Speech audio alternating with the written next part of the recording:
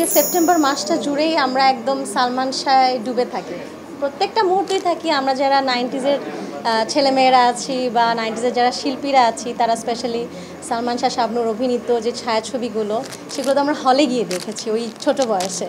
তো সেগুলো আমাদেরকে আসলে খুব টানে, বা তখনকার সময় যারা মিউজিক করেছেন, যারা গানগুলো গেয়েছেন, সেই শিল্পীদের গান, সেই মিউজিক ডিরেক্টর যারা আছেন, তাদের সৃষ্টিগুলো আমাদের মনে একদম গেঁথে থাকে সব সময়। সো সেপ্টেম্বর মাসটা আসলে আমার তো আজকে থেকেই আসলে সেলিব্রেশন শুরু হয়ে গেছে অলরেডি।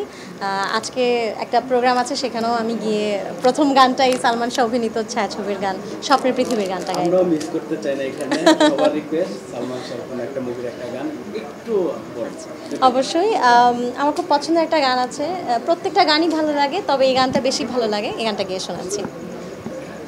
তুমি আমার এমনই একজন,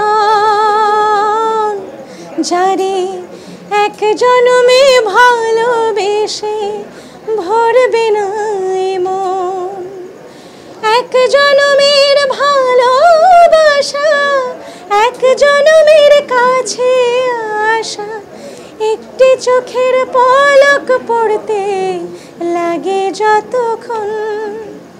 তুমি আমার এমনই একজন, যারে এক জনমে ভালোবেসে ভরবে না